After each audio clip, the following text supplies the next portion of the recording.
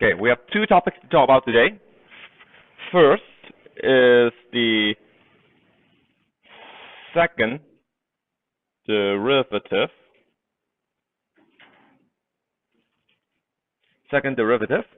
And the second is optimization. So the two are related, as you see. So we start with second derivative, which is a very simple concept. Second derivative means taking the derivative two times. So the second derivative is usually expressed with d squared dx squared. And so the second derivative of a function, d squared dx squared fx, would be the derivative of the derivative of the function. So that's it.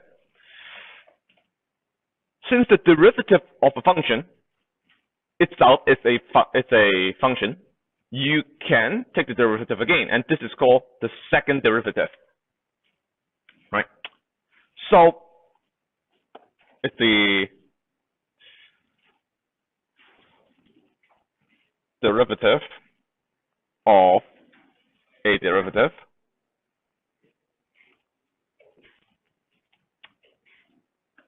So mathematically, the second derivative is the derivative of a derivative. Graphically, it's the slope of a slope. So if you have a graph, say x, and let's say you have a function that looks like this. This would be something like x squared.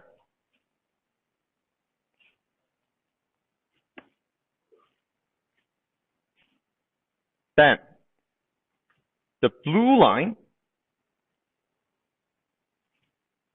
is the first derivative.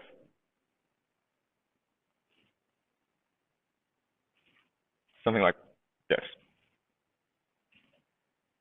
And you have the red line, that is the second derivative.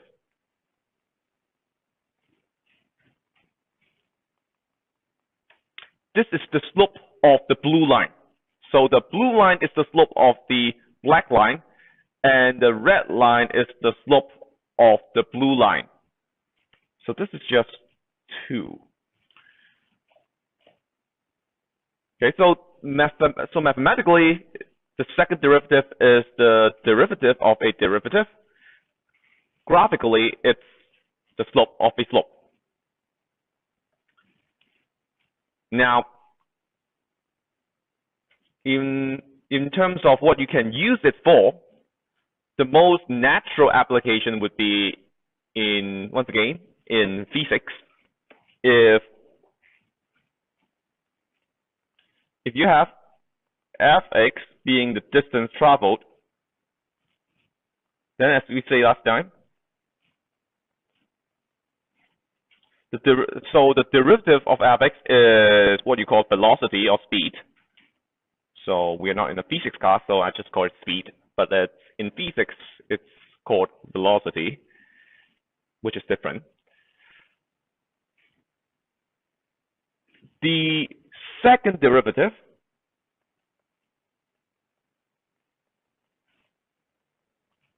so distance, so it's the original function.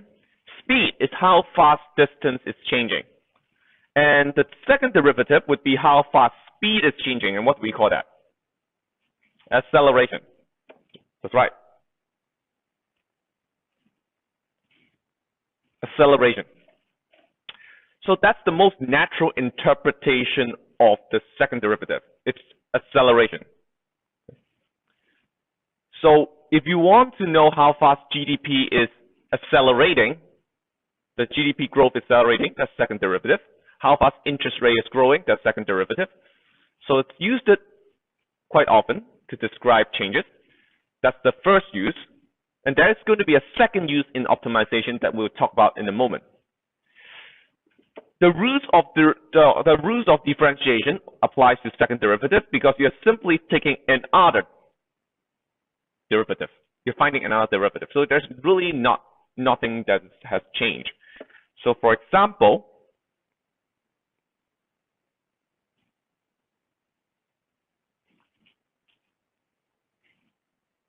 so rules of differentiation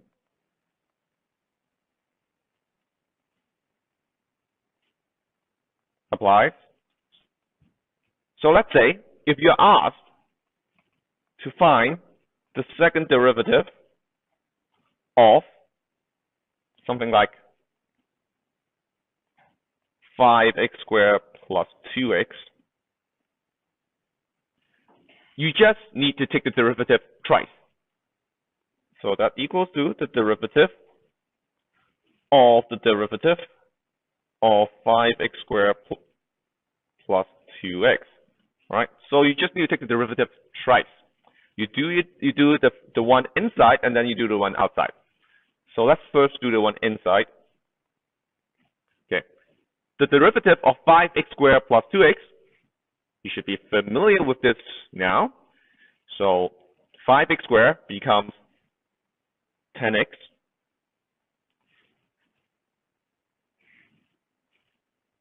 Right? And then 2x becomes 2.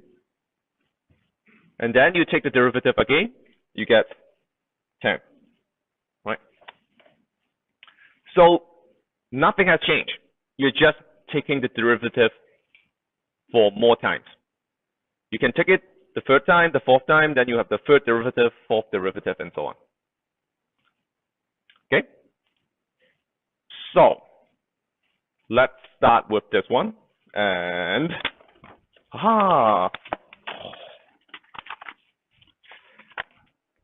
in-class assignment. I think we're going to have this every week.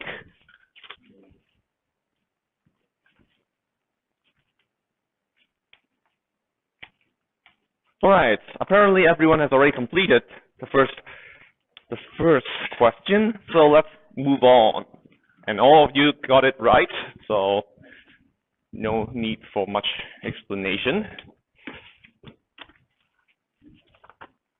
All right. Okay.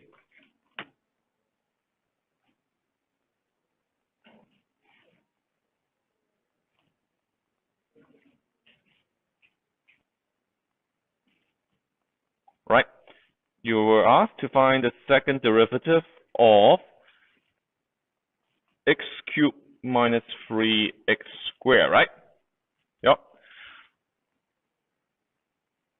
So you need to take the derivative twice.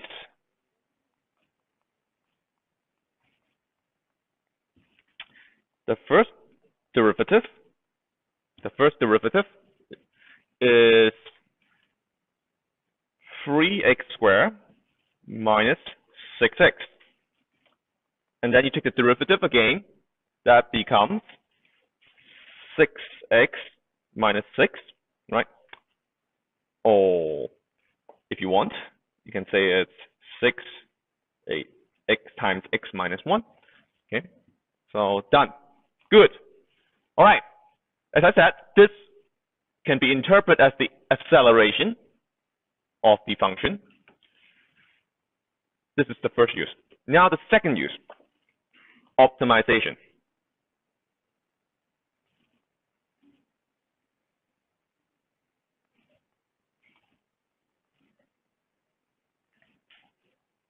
So what is optimization? Optimization is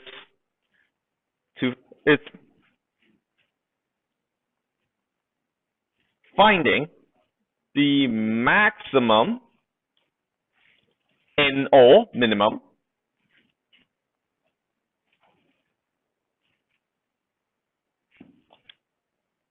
of a function.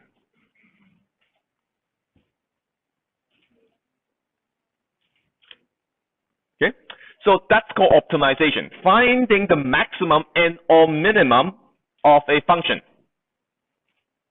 Why might you want to do that? For many reasons. For example, you might want to find the maximum if the function is your profit function, right? You want, as a seller, you might want to maximize profit. So you have a function that represents your profit, and you try to find the point that maximizes your profit. Or you are perhaps there's the function represents distance, and as a driver, or as even if you're perhaps you're running or walking, you might try to find the minimum distance to travel. So for many reasons, we want to do this.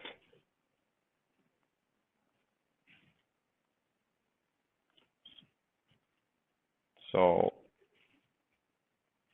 if the function is profit,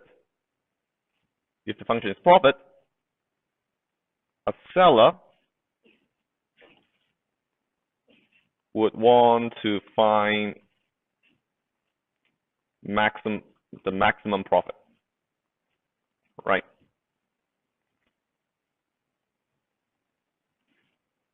If the function is distance,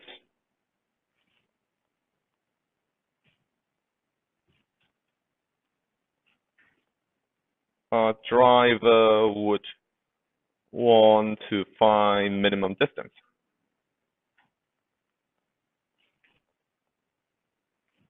So for many practical reasons, you want to do optimization.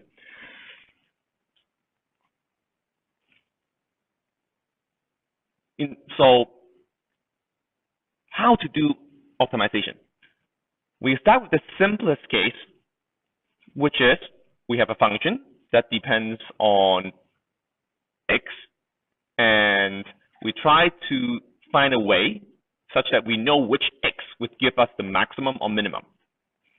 And let's start with a diagram. Let's start with a diagram.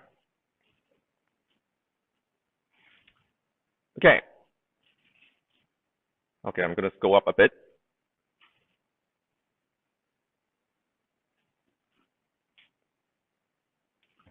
And I'm going to draw a diagram first.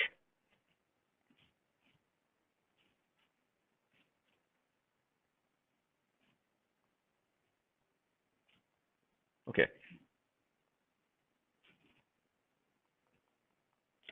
Let's first start with this diagram. All right? So, in this diagram, it should be quite clear to you that there is a point where the function is at the highest, right? It should be quite obvious. It's at the top, right? We're at the peak. This is the maximum point. So we would like to know how to find this point. Let's take a look at around the function. So this is the maximum point. This is the maximum point. How do we find this function? Now, one clue that offers us some hint is, by definition, a maximum is at the highest point. Okay, so all previous points are lower and all subsequent points are higher. So, in other words, the function is increasing before the maximum point, and the function is decreasing after the maximum point. You really like to dance in class. So, we have this, have you go online? Have you go on eLearn? We have this 360-degree video from last lecture.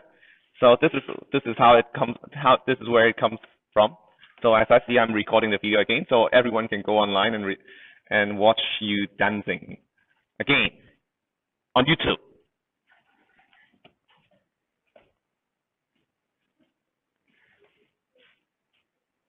So the function is increasing. It's not public, so don't worry. It's not public yet. So the function is increasing before the maximum point and decreasing after the point. So what does it mean for a function to be increasing? By definition, if a function is increasing, its slope is positive. A positive slope means the function is increasing.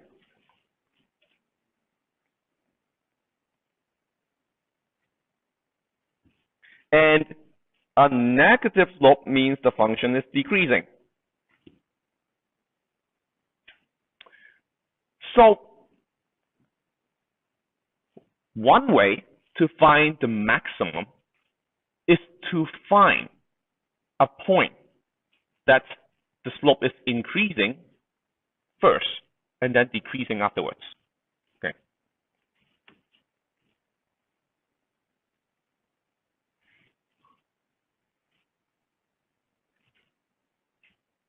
So maximum. A maximum point.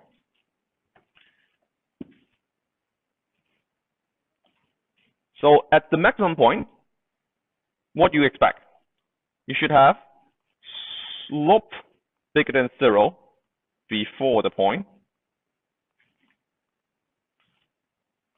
and slope is smaller than 0 after the point.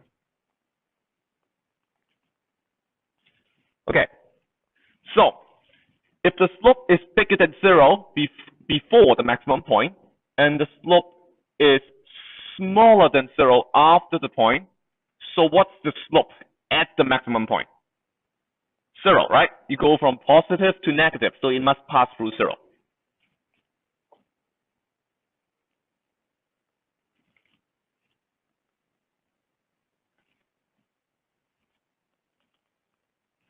So this is the key to finding the maximum point.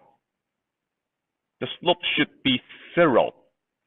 The slope should be 0 at the maximum point. Okay? Now, let's think about minimum point.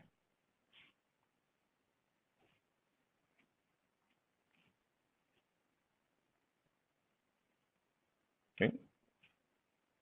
Let me put it here. Ooh, nope. Can I? Is it possible? Here you go.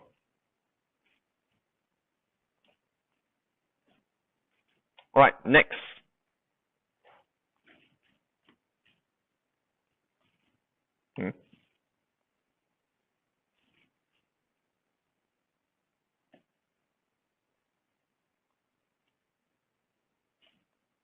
This time around, let's look at this function. Okay, once again, it should be quite obvious that this function has a minimum, right? The minimum is right here.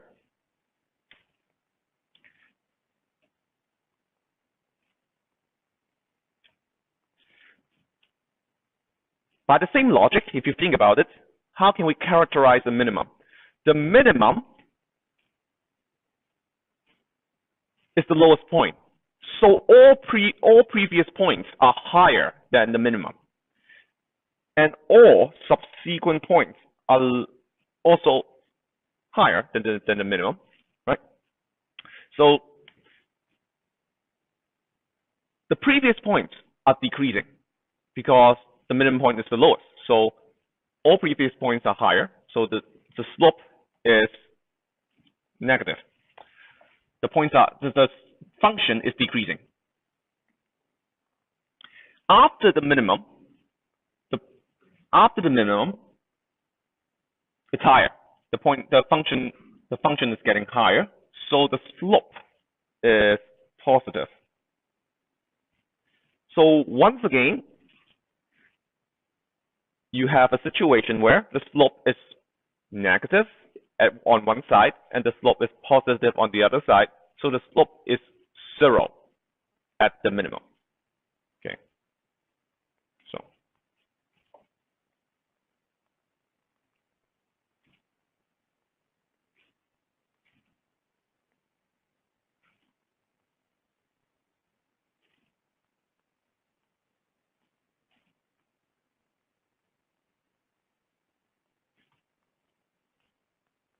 So slope is smaller than 0 before the point. Slope is bigger than 0 after the point. And slope equals 0 at the point. All right, these are the obvious cases. These are the obvious cases. Now let's think about something that is not as obvious.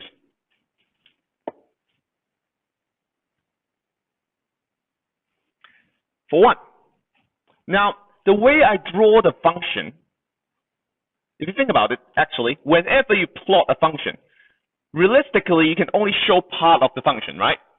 You have to choose. You want to show from perhaps 0 to 10, x is 0 to 10. You can, because the function might be the function, you can put in any x value. You have to choose. Do you want to show the diagram from x equals to 0 to x equals to 10? Do you want to show it from 0 to 100, negative 100 to positive 100? The range, you have to choose a range to show the function. Now, this is something that is possibly misleading. In the way I display the function. Let's take a look let's take a look at the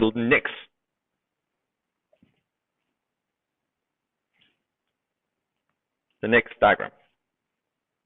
Okay.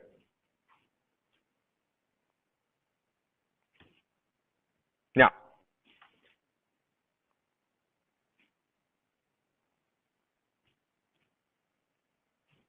yeah. Okay. So, I think I've drawn it a bit too long. So let's just do this. Okay. Right. Now, let's take a look at this diagram. What I want you to notice is what might look like a maximum or minimum is not necessarily a maximum or minimum when you look at the broader picture, right?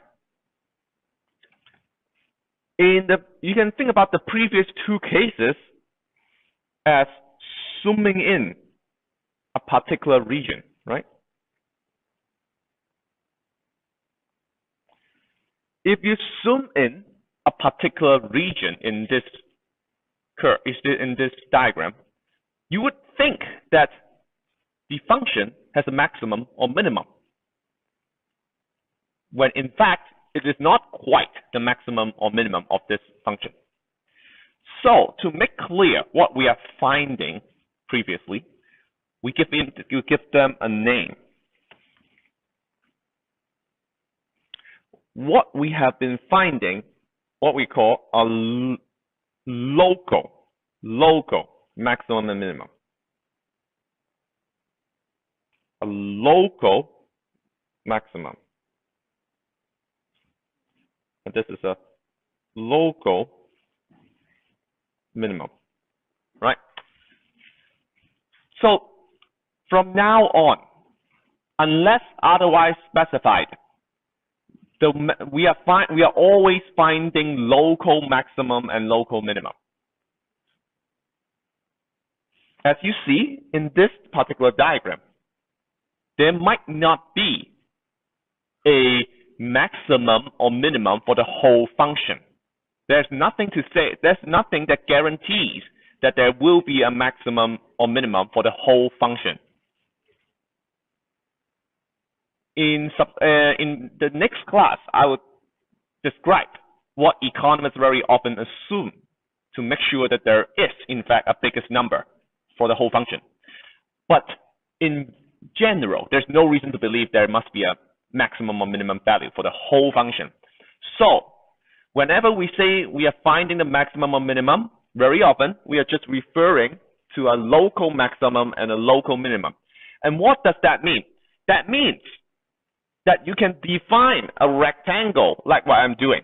You can define a region in which that point is in fact higher than all the other points in the region. That would be a local maximum. Or the point might be lower than all the other points in the region. That would be a local minimum. Now, the region can be very big or can be very small, right? So, as you see in the way I draw a diagram, I don't specify any numbers, so it's very general. The region can be as big as it needs to be or as small as it needs to be.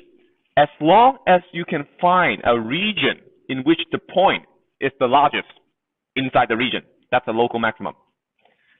And as long as you can find a region at which the point is smallest inside the region, that's a local minimum, right?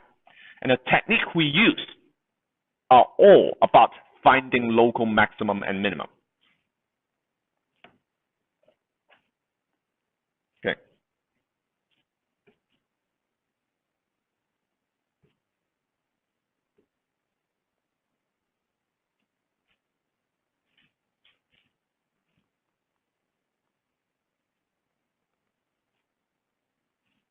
So the techniques we talk about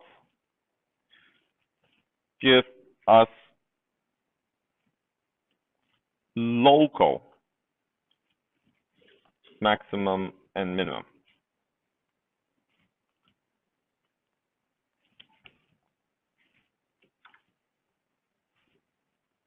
If you want the global maximum, most likely you need to make some assumptions on the function.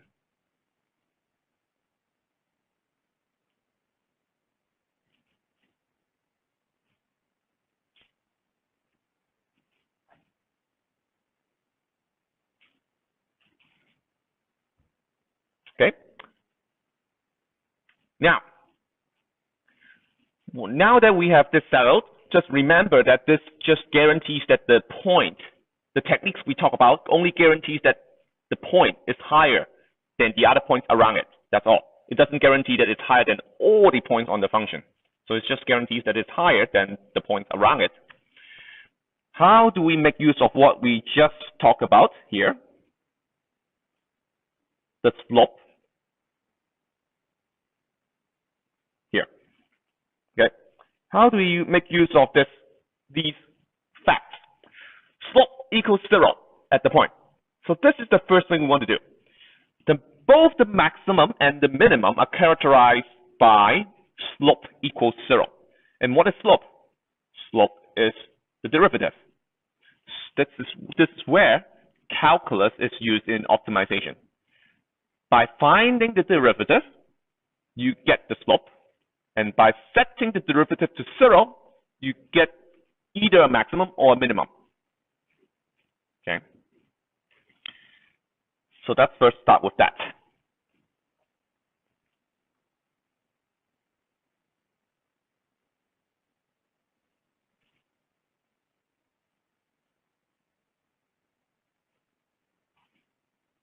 So finding a maximum or minimum.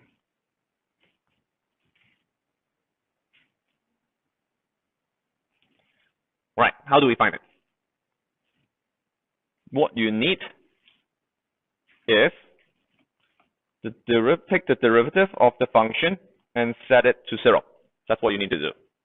That will give you all possible candidates for as maximum and minimum.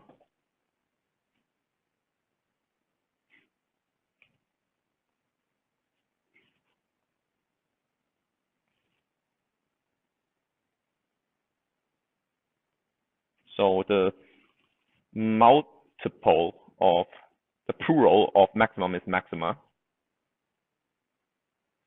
And maxima. I have no idea. Maxima, I'm pretty sure. Minima, does it have an I? I think no. Otherwise, it sounds like minimia. I think it's just minima. No, there's an I. That's why.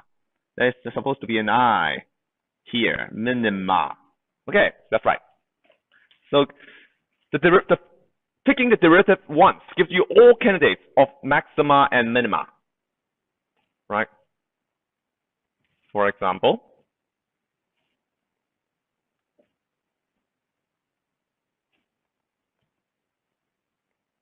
let's say you have a function that equals to x squared minus 1. Okay. So you can find the maximum and minimum by taking the derivative of x squared minus 1 and equate that to 0.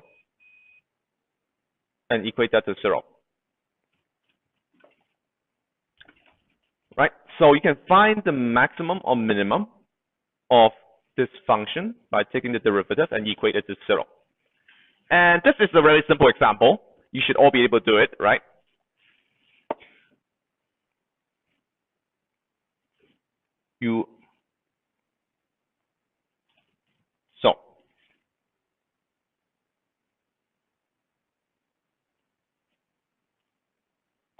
So what do you have?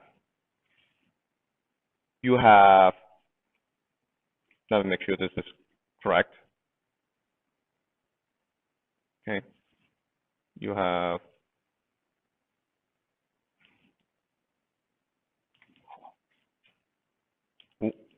sometimes it's just weird. 2x equals 0. So in this case, x equals 0 would be either a maximum or a minimum.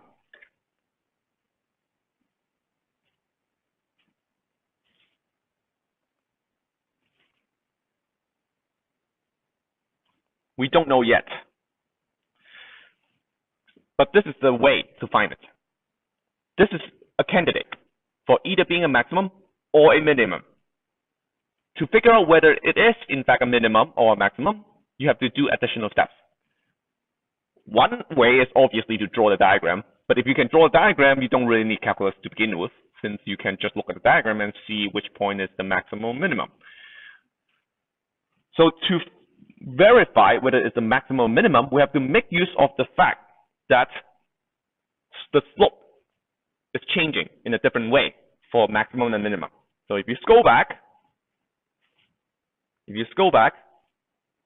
okay, here we go. The maximum point is characterized by the slope being positive before the point and negative after the point. So the question is, in this case, is the slope increasing or decreasing? You go from a positive number to a negative number. This is decreasing, right? We go from positive to negative, so this is decreasing. So the slope is decreasing around a maximum point. And for a minimum point, the slope goes from being negative to positive. Right? The number is decreasing, and then increasing. So the number is going from decreasing to increasing. So the slope is going from a negative to a positive number. That means the slope is increasing. This is the difference between maximum and minimum. For a maximum point, the slope is decreasing. For minimum, the slope is increasing. All right?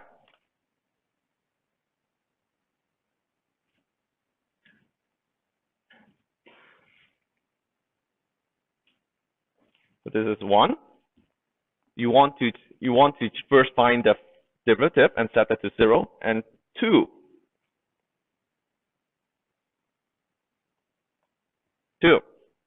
You need to check. You need to check whether the slope is increasing or decreasing.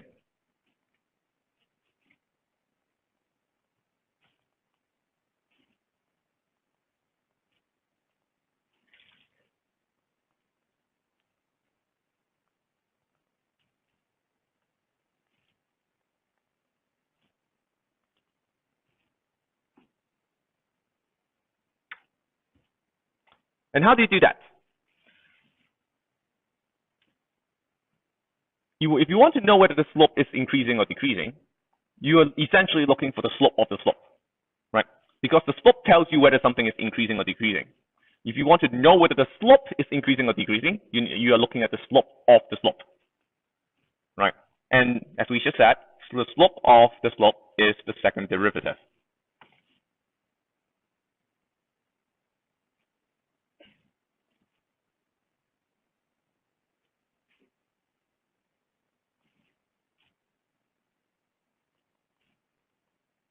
So you need the slope of the slope, which is the second derivative.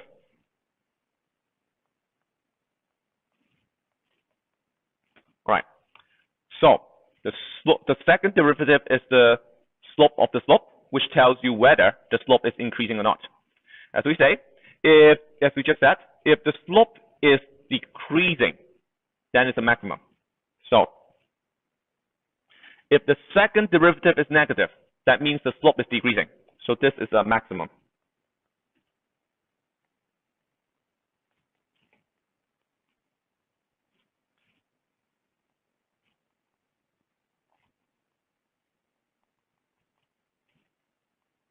If it's positive, then it's a minimum.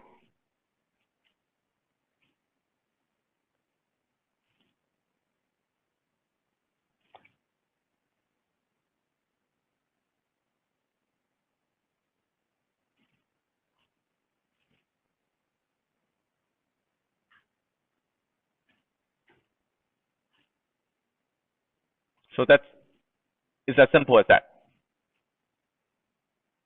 So, for example, let's just use that again, right? D squared dx squared x squared minus 1. What is it?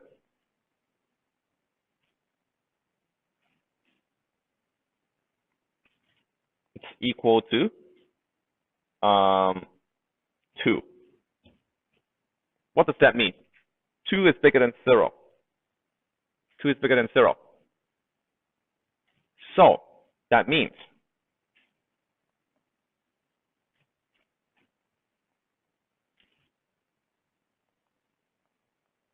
the point we find above is a minimum. So the actual points are found by the first derivative, by the first time you take the derivative. You take the derivative, set it to 0, just like here at the top. You set it to 0. That gives you all the possible points to be maximum and minimum. To verify whether those points are maximum or minimum, you take the second derivative, like here, and you see whether the second derivative is positive or negative at those points. If it's positive, it's a minimum. If it's negative, then it's a maximum. Right? Okay, so now do the second question. Tell me whether you have maximum or minimum, or both. All right, in class assignment question 2.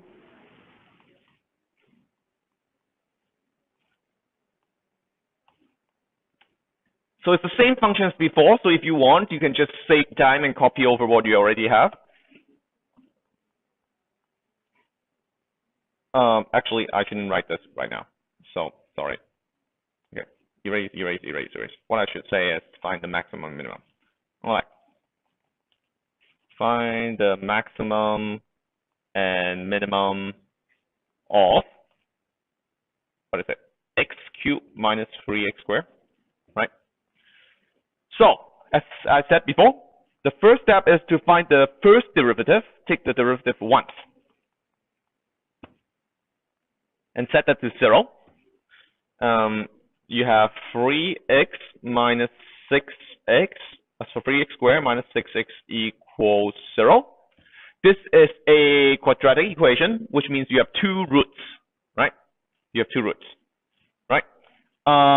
You can pull out the 3 if you want, and you're left with x squared minus 2x equals 0, right? X squared minus 2x equals 0. That gives you x times That gives you x times x minus 2. Right? So x equals 0 or x equals 2. You have two cases you have to check because there are two possible maxima and minima. Now, the second derivative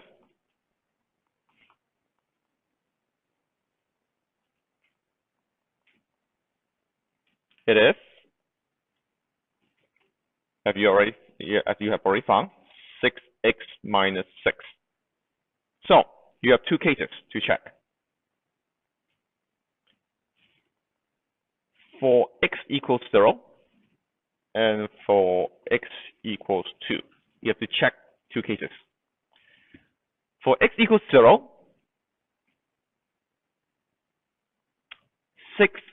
0 minus 6 equals negative 6, which is more than 0.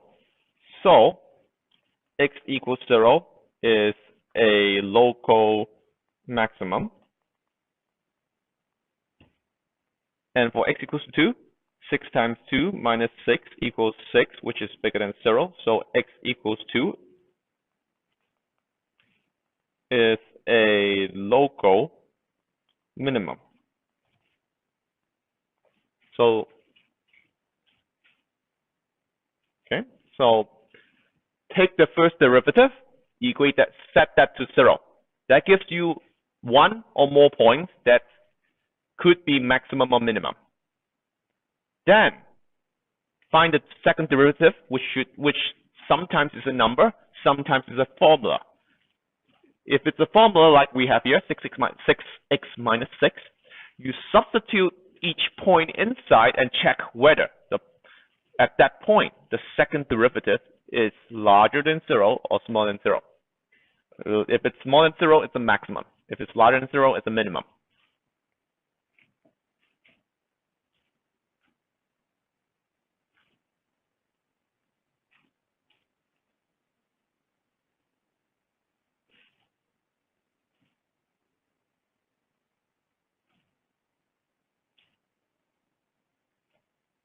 Okay, here's a question. There's a question that came from the previous class. Is do you need to find what fx is in the answer? Now, in the exam, I will make it clear whether you need to find it or not. In economics in general, the answer is no. You usually are not interested in the actual fx, the value of the function. You're mostly interested in x. So in economics generally, we are just interested in x. That's why you usually do not need to find fx. Okay. All right. Now, a few more words about finding the maximum or minimum. First, we have a name. We have a name for each of the steps. So, as you see, we have two steps, right? We have first we find the derivative and set that to 0. And then second, we find the second derivative and check whether it's bigger or smaller than 0. In optimization, we call the first step the first order condition. So the first step, d dx fx equals 0. This is called the first order condition. And very often you just see it mentioned as FOC. The second step, checking whether the second derivative is bigger or smaller than 0, is called the second order condition. And it's sometimes called SOC. These are just names you would see in the future. First order condition and second order condition. So that's the first thing I have to mention. Second thing I want to mention is we haven't talked about the case of the second derivative being 0. Now that's possible.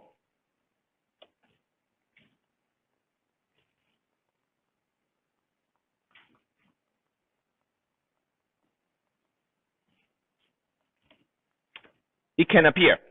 What does it mean?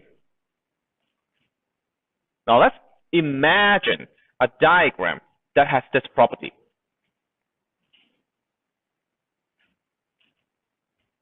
Well, so let's imagine a diagram with this property.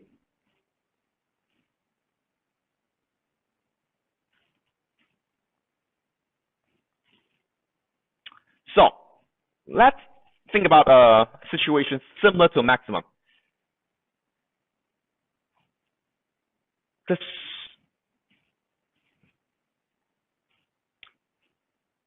The slope. So remember the second derivative is the change in the slope. So you have a situation where the slope is neither increasing nor decreasing. Think about how that looks like, right? So let me draw it. Let me start drawing a line. Okay, so this is normally where you expect a maximum to be. But now, and if it's really a maximum, the slope, you should see the curve going back down, so the slope is decreasing. But now we have a situation where the slope is not increasing nor decreasing. So what you have is something like kind of flat, right? It's kind of flat. It's kind of flat. And possibly going back up. Now this is one situation where you would see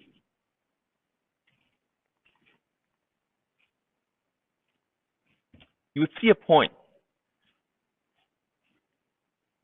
You would see a point where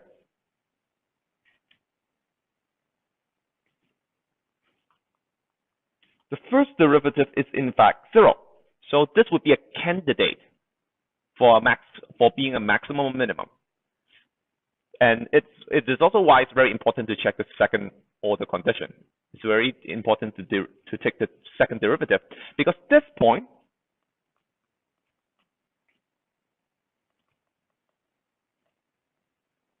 would have the second derivative being 0.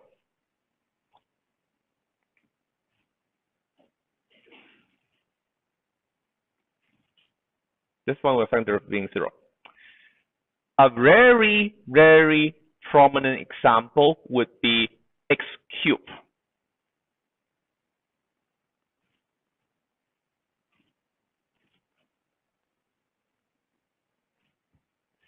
X cubed basically looks like this. It basically looks like this. And if you, so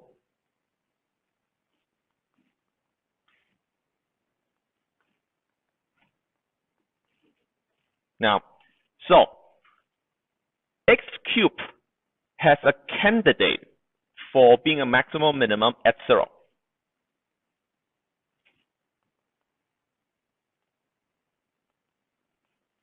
Right?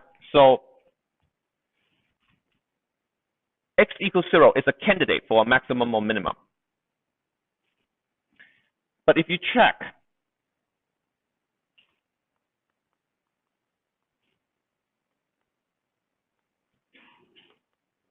it is 3x, the derivative of 3x squared. If you check the second derivative, you get 6x, which is 0.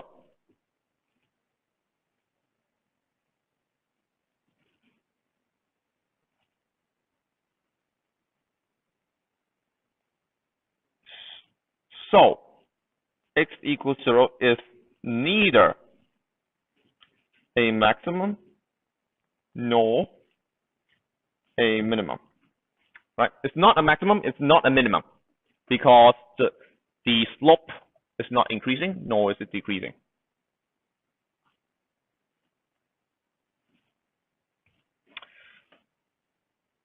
It's called an inflection point. And fortunately, in economics, you almost never see it. As I said, in economics, we make assumptions about the function such that this case would almost never occur. So you will see that in the future. I will talk more about it next class. Okay. There's something I want to talk about. I remember. How many of you do not know what utility is?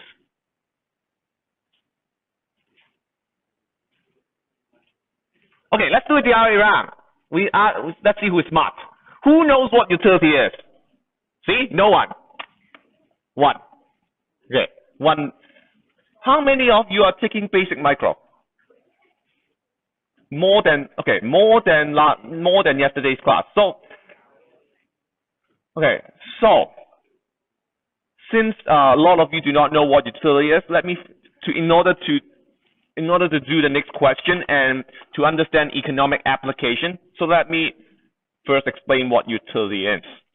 Utility is the basic building block in economic theory. So utility. So utility.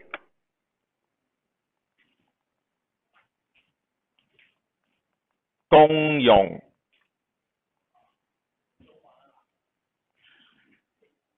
So just in case you learn it in Chinese, right? So utility is a rank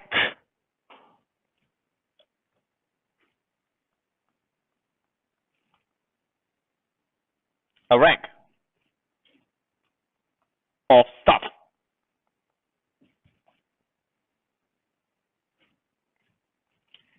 A higher number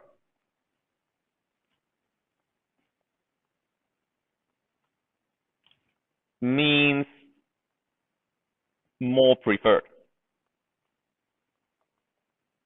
So that's what utility is. It's the basic building block in economic theory. It's a rank of stuff. So could be apples, could be iPads, could be cell phones, could be universities. So it's a rank of stuff. A higher number represents something that the person likes more. So a higher number means more preferred. So it's really that simple. That's what it means. A higher number means more preferred. So if 3 apples give you more utility than 2 apples, that means you like more apples. But also, obviously, but you can also compare things that are not related, right? So you could have iPhone 6s giving you a higher utility than Samsung Galaxy S6. That means you like iPhone more than Samsung. That's what it means. So higher number means more preferred, right? Utility is generally represented by a function.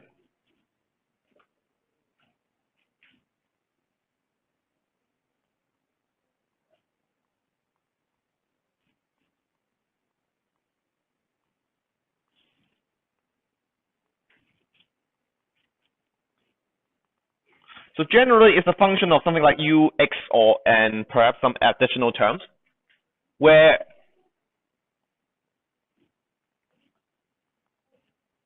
x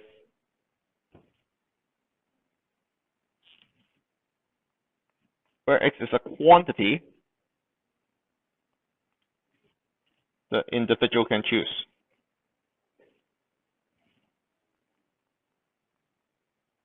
So that's usually how you would see the utility. A function u taking an argument x, perhaps some additional arguments too. X is a quantity where the individual can choose. For example, number of apples, number of hours to work, number of girlfriends. Probably not. So x is the number that you can choose.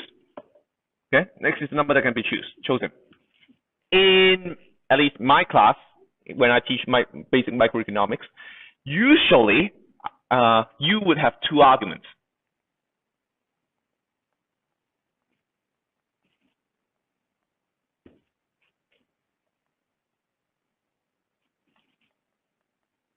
Something like that. What does that mean? So where x equals to, let's say, apples,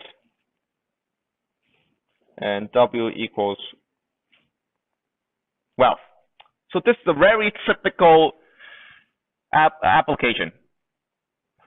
The U function represents utility. Remember, higher means better for that individual.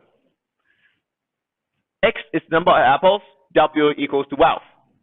So this individual only cares about two things in the world: apples and money, and nothing else. Obviously, it's not a realistic representation of actual human behavior, but very often it's a good approximation, because when you decide how many apples to buy, very often you don't care about the price of iPads, right? The price of iPads don't really concern you when you're out shopping for fruits. So it's a good approximation of what people do. Okay. Now, what maximizing utility is how economic theory theorize people do things. So the utility function represents what people want. Higher means better. So you have a function that represents what people want. You want to know, as an economist, what people would do. You maximize the utility function. Find the X that gives you the highest utility. That is what people would do under this utility function, right? Now, so this is what you need to do in question 3. That is, utility maximization, which is just a variant of standard maximization. So 1, as before, take the derivative of the utility. Now, I should have start with some, like actually 0. I should start with 0. Okay. Yes, if you read question 3, you notice that there is a price. There's a price. So the first step is to figure out the wealth in this case, right?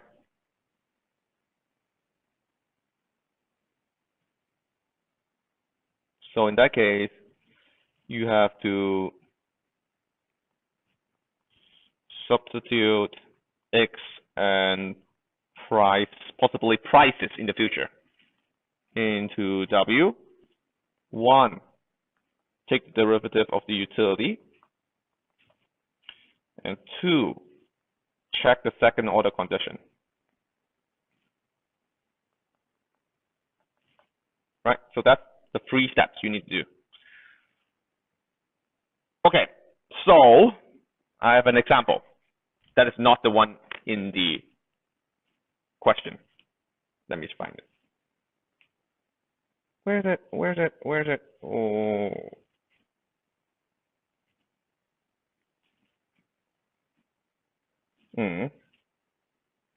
So I'm trying to find what I wrote down yesterday. Here it is. So here's the example I'm going to use.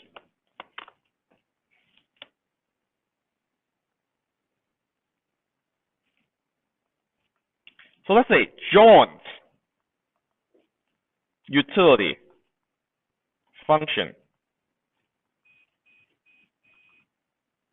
John's utility function is ux equals to 5x plus w, right? Where x is oranges and w is wealth.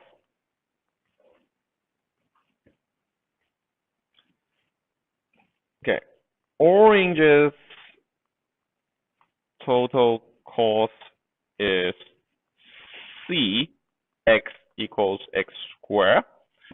This is a bit different from your question in the in-class assignment, because in the in-class assignment I give you a price and I give you a price.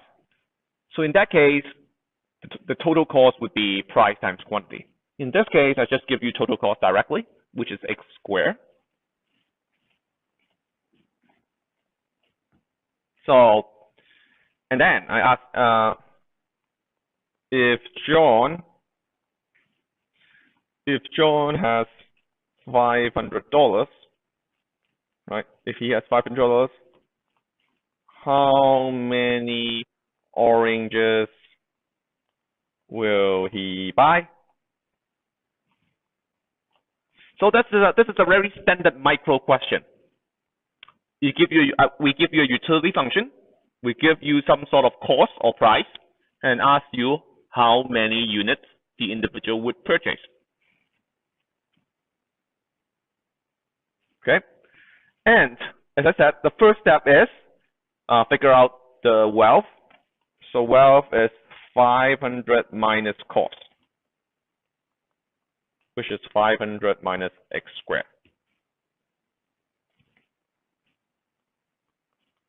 And the utility function as a result is 5x plus 500 minus x squared. Then you take the first derivative.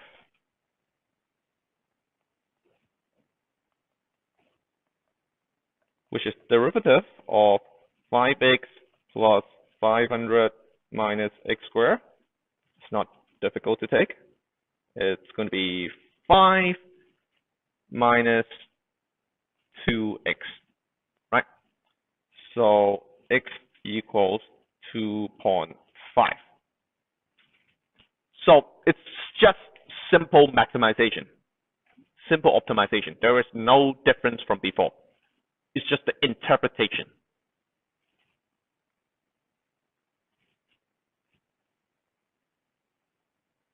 Right? You then have to check the second derivative to make sure that this is in fact a maximum.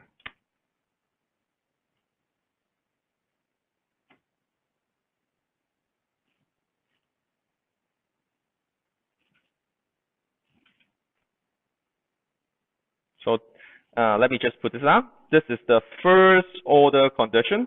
This is the second order condition. Second order condition checked.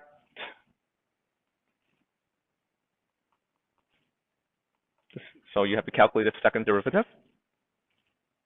And that's derivative of 5 minus 2x, which is just negative 2, which is bigger than 0. Oh, no, smaller than 0. And what does that mean? That means x equals 2.5 is a local maximum. Okay. For reasons that we'll have to talk about next week, it's actually going to be a global maximum too. It's actually going to be a global maximum too. So we can safely say John will buy 2.5 oranges. There's nothing that stops people from buying half an orange, right? You can share it with a friend. It's just very troublesome to come up with whole numbers. So it's a decimal here. All right, so now you can complete the in-class assignment number 3. The number is going to be a fraction. I can already tell you. It's going to be a fraction that looks even uglier. So there's no need to actually divide the numbers. You can just leave it as a fraction. But the way to do it is the same. First, you have to find what the wealth is going to be. And in your case, it's going to be price. The cost is price times quantity. Okay? So, and then you substitute that into the utility function. Take the first derivative of the utility function, set that to 0. Oh, I didn't set it to 0, huh? Okay, here you go. Cheating. Okay. So if I were in an exam, I would have lose points.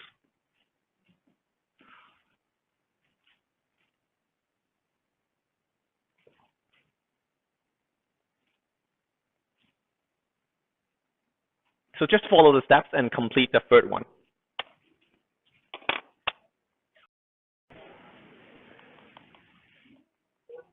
in class assignment question 3.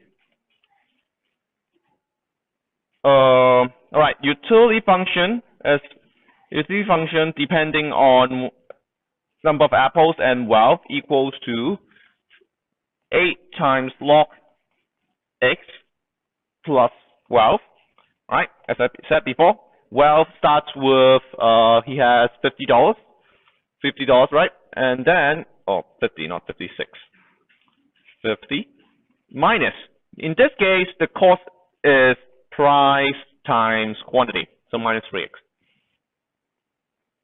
Okay, so you take the derivative. So this is the first order condition. Take the derivative of 8 log x plus 50 minus 3x. Equate that to 0. This time I remember. So that's 8 over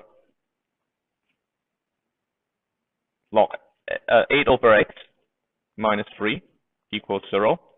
X equals 8 over 3. You can just leave it as a fraction. Second order condition.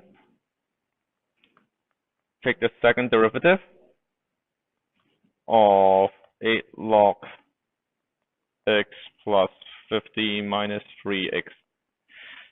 I would say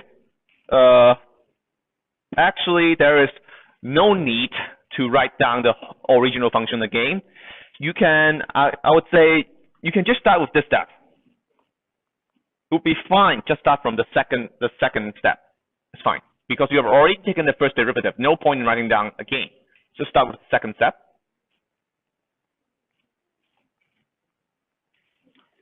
Okay, why did I write a 3 here? This is an x. Okay, 8 over x minus 3. Take the derivative. That's 8 over. So it's negative 8 over x squared. All right. Now, here's the thing. In economics, we're talking about apples. Apples are real stuff. So apples are real stuff. That means the minimal. So in this case, if you think about it, this function is definitely smaller than 0, right? Apples, you can have no apples, you can have 1 apple, 2 apples, and so on and so on. I'd say, let's say you can have let's say somehow you can have negative apples. Negative apples. Well, because we're talking about x as the number of apples you want to buy, it's possible that you can have negative apples that you want to buy, which means you want to sell. It's acceptable interpretation. You want to sell apples, so that means you want to buy negative number of apples. That's fine. But still, any number you put in squared is going to be a positive number, right? Even if you want to buy negative 1 apple, negative 1 squared is 1. 8 over 1 is 8. So negative 8 is still negative. So this function is definitely going to be negative. So you don't actually need to do anything else here. You can just say it's negative.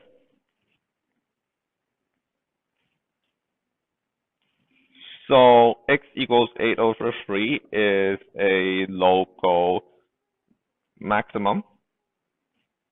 And so Peter, I think it's Peter, right, will buy 8 over 3 apples. Don't ask me why it's 8 over 3. Just write down the answer. Okay. Right, we are out of time. How out of time am I? Let's see. Oh, 1 minute. Okay, so unfortunately that means we can't go on to the Python part. So we'll start with the Python part next week. It's very simple. You will see that it's really simple to use Python to do calculus.